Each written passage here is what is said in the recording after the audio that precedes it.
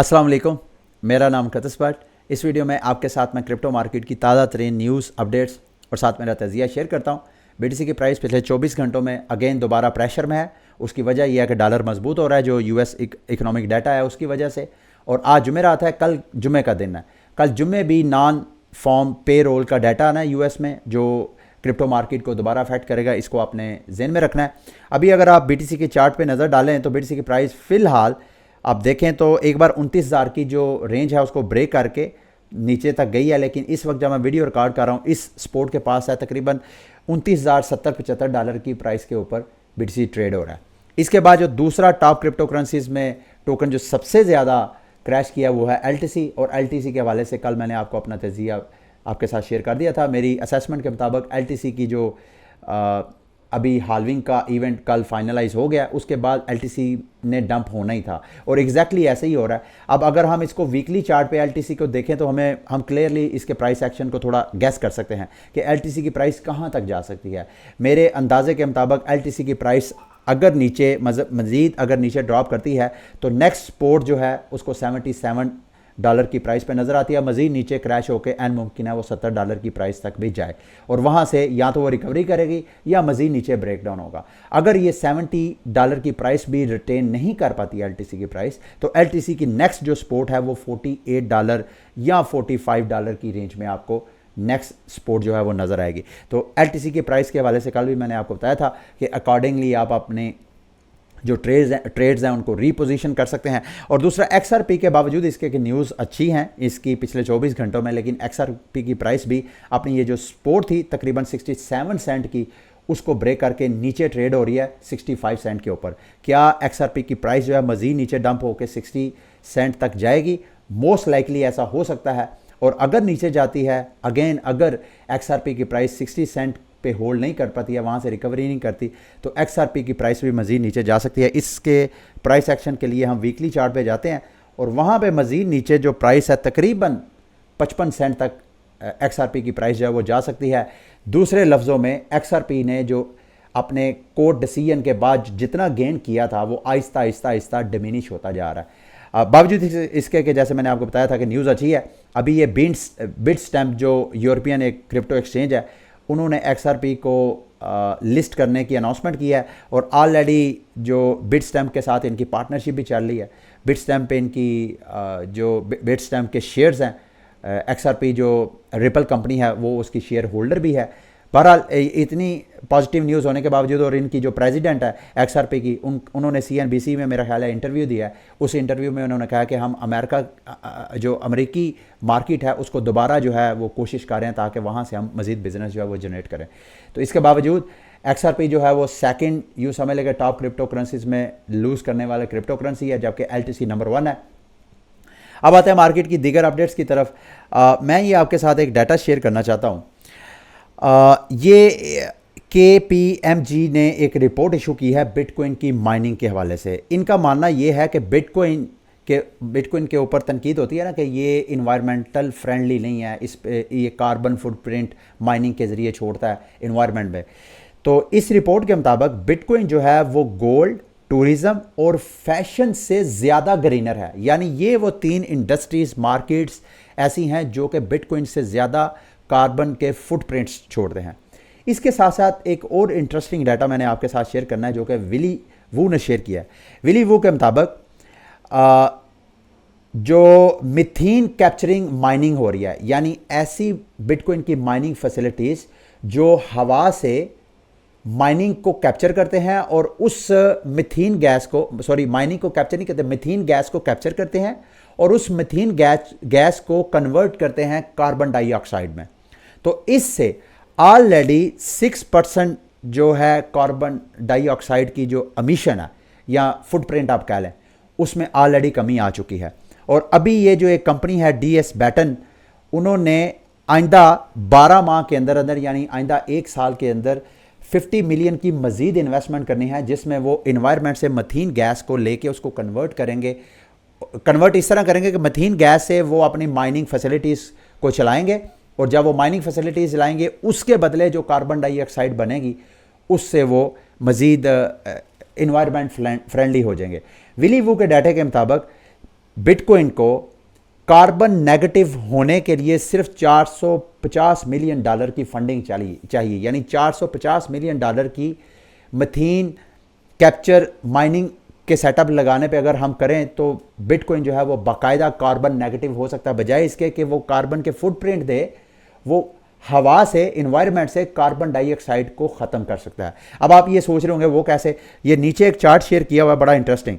अगर हम ये जो मीथेन और कार्बन डाइऑक्साइड गैसों को लें जो कि हमारे इन्वायरमेंट को हीट करती है, हमारे माहौल को हीट करती है, तो मीथेन गैस जो है 20 गुना ज़्यादा इन्वायरमेंट पे इम्पैक्ट छोड़ती है। तो अगर हमने इन्वायरमेंट यानी ग्रीन इन्वायरमेंट की तरफ जाना है तो इसके लिए अगर हम फ़िज़ा से मीथेन गैस जहाँ जहाँ से भी अमिट होती है वहाँ पे अगर हम माइनिंग फैसिलिटीज़ लगा के उस मीथेन गैस को कार्बन डाइऑक्साइड में कन्वर्ट करते हैं तो आप समझ लें कि तकरीबन 95% जो इम्पैक्ट है मीथेन गैस का वो हम कम कर सकते हैं। ये मेरी नज़र में लॉन्ग टर्म क्रिप्टो मार्केट के लिए ये एक अच्छी न्यूज़ थी जो मैं आपके साथ शेयर करना चाहता था। अच्छा जी, अगली मार्केट की बड़ी न्यूज़ जिसको मैं कहूँगा लेकिन उसका मार्केट पे आपको इम्पैक्ट नज़र नहीं आ रहा। ब्लूमबर्ग की रिपोर्ट के मुताबिक जो बिटकॉइन के ETF के हवाले से प्रेडिक्शंस थी एक्सपर्ट की, वो 50% से बढ़ के 65% तक चलेगी है कि ब्लैक रॉक और ये जो बड़ी बड़ी US कंपनीज़ हैं इन्होंने ETF अप्रूव किया है, उसकी परसेंटेज की पॉसिबिलिटी ज़्यादा। और दूसरा, इसको लिंक किया जा रहा है, ब्लूमबर्ग के एनालिस्ट का मानना यह है कि SEC मोस्ट लाइकली अपना केस जो है लूज कर जाएगा अगेंस्ट ग्रे स्केल।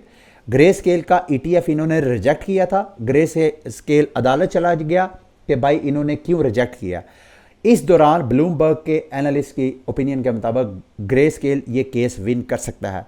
अगर ग्रे स्केल ये केस विन करता है तो ना सिर्फ ग्रे स्केल को ETF अप्रूव होने के चांसेस बढ़ जाएंगे, बल्कि जितनी US कंपनीज हैं जिन ने ETF अप्लाई किया सबकी अप्रूवल जो है वो इमिनेंट है।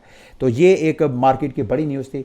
इम्पैक्ट इस वक्त इसका मार्केट में नज़र नहीं आ रहा। बहरहाल आइंदा आने वाले वक्तों में डिपेंड करता है कि ये फैसला आता कैसे है, इसको क्लोजली मार्केट वॉच करिए।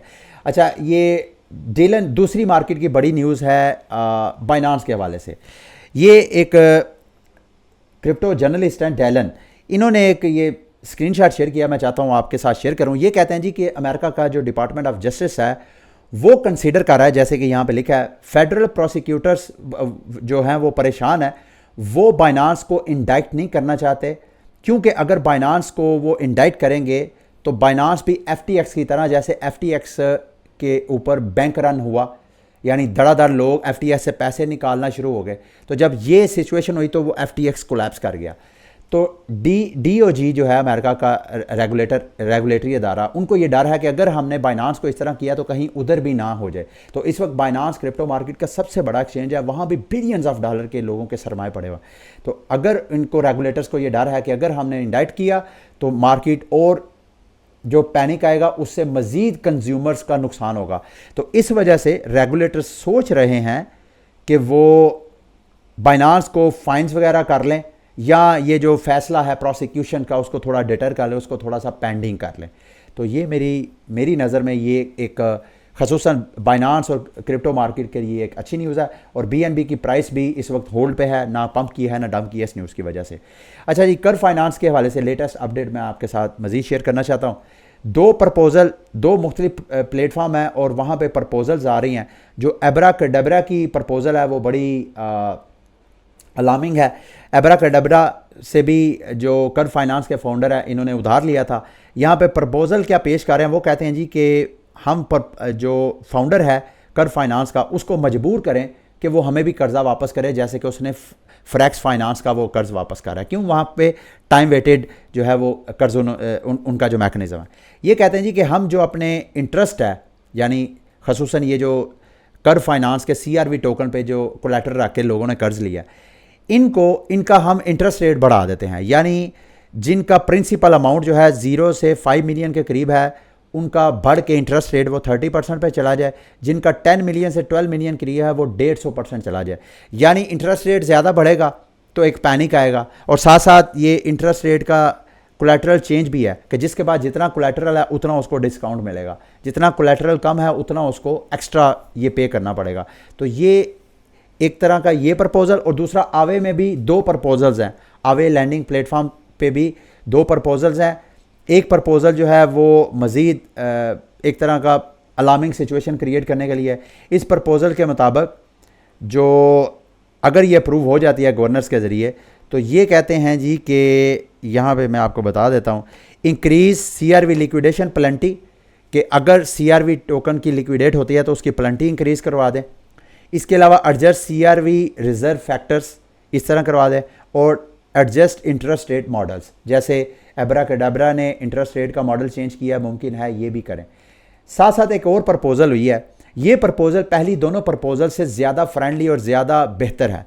इसमें जो आवे के साबका यूँ समझ लें कि डेवलपर हैं, उन्होंने ये प्रपोज़ल पेश किया। उन्होंने कहा जी कि आप हमारे जो आवे की ट्रेजरी में फ़ंड्स पड़े हैं, उन फंड्स का आप जो कर्व का टोकन है CRV वो बाय कर लें। यानी मिसाल के तौर पे वो कहते हैं कि तकरीबन आप $2 मिलियन के अगेंस्ट 2 मिलियन जो आवे की ट्रेजरी में पड़े हुए हैं, उनका आप 5 मिलियन CRV टोकन जो है वो ख़रीद लें और उसको लॉक कर दें।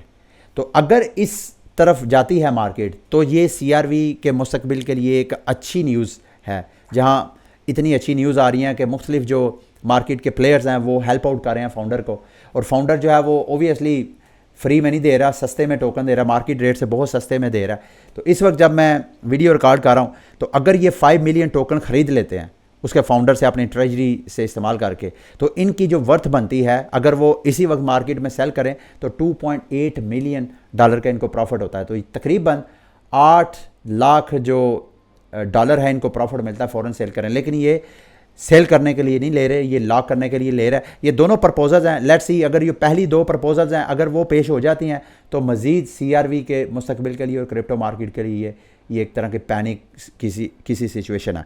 और दूसरा CRV का टोकन भी अगेन दोबारा इसने अपनी ये जो सपोर्ट है 56 सेंट की, इसको रिटेन किया है, प्राइस इसके ऊपर ट्रेड हो रही है, इसको आप क्लोजली वॉच करें।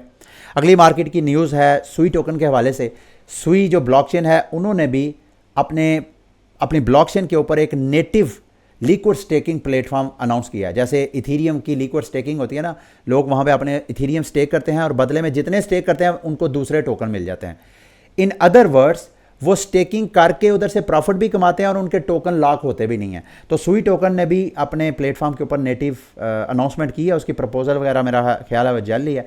इस न्यूज़ का अगर सुई टोकन की प्राइस के ऊपर देखें तो कोई इम्पैक्ट नज़र नहीं आ रहा, बल्कि सुई टोकन अपनी ये जो सपोर्ट है जिसको काफ़ी देर से इसने ब्रेक किया हुआ था, होल्ड किया हुआ था 60 सेंट, उसको ब्रेक करती हुई नज़र आ रही है। और अगर ये ब्रेक हो जाती है तो नेक्स्ट सपोर्ट जो है सुई की जो प्राइस मैक्सिमम जो ड्रॉप होगी वो 51 सेंट 50 सेंट के करीब है। अगर वो भी ब्रेक डाउन उसका भी हो जाता है तो फिर नेक्स्ट प्राइस जो है वो प्राइस डिस्कवरी है। आई डोंट नो वो कहाँ तक सुई की प्राइस जो है वो जा सकती है। ठीक है, अगली मार्केट की न्यूज़ अच्छी न्यूज़ ये भी, हांगकांग में for the first time Hong Kong ने किसी एक्सचेंज को लाइसेंस जारी कर दिया रिटेल कस्टमर्स को ट्रेडिंग की फैसिलिटी देने के लिए। उस एक्सचेंज का नाम है हैश की। इस पहली एक्सचेंज को ये परमिशन मिल गया, लाइसेंस मिल गया, तो इसका मतलब है दूसरी एक्सचेंजेस का रास्ता भी इस तरह खुलेगा। अच्छा, उसके बाद जी गोल्डमैन सैक्स के जो एक्सपर्ट्स हैं उनका मानना यह है कि सन 2025 तक ये जो AI मार्केट है उसका जो मार्केट कैप है वो बढ़ के $200 बिलियन से ज़्यादा हो सकता है। और इनके बकौल ऐसे वो तमाम ममालिक जो रियासती सतह पे AI के अंदर सरमायाकारी करेंगे उनकी GDP ग्रोथ इंक्रीज़ होगी। इनके एनालिस्ट की ओपिनियन के मुताबिक AI से प्रोडक्टिविटी इंक्रीज़ होती है। और अगर हम अपने जो एटलीस्ट जो नेशन ओन इंस्टीट्यूशंस हैं वहाँ पे अगर हम AI का इस्तेमाल करेंगे तो वहाँ पे प्रोडक्टिविटी बढ़ेगी। अगर वहाँ पे प्रोडक्टिविटी बढ़ेगी तो ओबियसली उसकी जो रिफ्लेक्शन है हमारे GDP पे पड़ सकती है। तो ये सिर्फ गवर्नमेंट की सतह पे नहीं, प्राइवेट सतह पे भी अगर AI का हम ज़्यादा मतलब उसकी ग्रोथ के लिए इंतज़ामात करें तो हमारे GDP इंक्रीज़ हो सकता है। ये एक अच्छी अप्रोच थी, मैं चाह रहा था मैं आपके साथ शेयर करूँ। अच्छा, लास्ट में 2 छोटी छोटी बुरी न्यूज़ हैं वो आपके साथ शेयर कर देता हूँ। वर्ल्ड कॉइन के हवाले से, खैर ये न्यूज़ कल की है, पुरानी है, लेकिन मैंने सोचा आपके साथ शेयर कर दूँ। वर्ल्ड कॉइन को लीबिया में भी उसको सस्पेंड कर दिया गया है। लीबिया में भी बड़े लोग बढ़ चढ़ के उसका अपनी आईबॉल स्कैन कर रहे थे, तो उसको भी ये तीसरा कंट्री हो गया, UK, फ्रांस और लीबिया, वहाँ पे वर्ल्ड कॉइन की एक्टिविटीज़ को लिमिट किया जा रहा है। दूसरे लफ्ज़ों में रोका जा रहा है सिक्योरिटी कंसर्न को बेस बना के, ठीक है। और लास्ट में ऑस्ट्रेलियन रेगुलेटर्स ने ईटोरो जो एक्सचेंज प्लेटफॉर्म है उनको एक तरह का सू किया है कि उन्होंने जो ओब्लिगेशंस हैं उनको वायलेट किया है, उनको ब्रीच किया है। उसमें जो ईटोरो है उनके जो CFT प्रोडक्ट्स हैं, CFT प्रोडक्ट्स किसको बोलते हैं, कॉन्ट्रैक्ट फॉर डिफरेंस। मिसाल के तौर पे अगर आप यहाँ पे बैठ के किसी अमेरिकी कंपनी का कोई स्टॉक ख़रीदना चाहते हैं तो आप बराह रास्त यहाँ पे बैठ के ख़रीदना आपके लिए मुश्किल है, आलमोस्ट नामुमकिन है। तो ये जो ईटोरो या इस तरह के प्लेटफॉर्म जो कि स्टॉक आपको ऑफ़र करवाते हैं वो एक्चुअली बराह रास्त वो आप स्टॉक नहीं ख़रीद रहे होते बल्कि उनकी CFDs ख़रीद रहे होते हैं। दूसरे लफ्ज़ों में IOU जो प्रोडक्ट होती है वो ख़रीद रहे होते हैं। जेन्युइन वो स्टॉक नहीं होता लेकिन वो एक ऐसी आइटम होती है जो स्टॉक की प्राइस को फॉलो कर रही होती है, ठीक है। तो इसके ऊपर ईटोरो को ऑस्ट्रेलियन रेगुलेटर्स ने सू किया।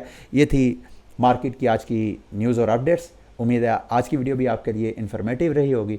अगली वीडियो तक के लिए मुझे इजाज़त दें। अल्लाह हाफ़िज़।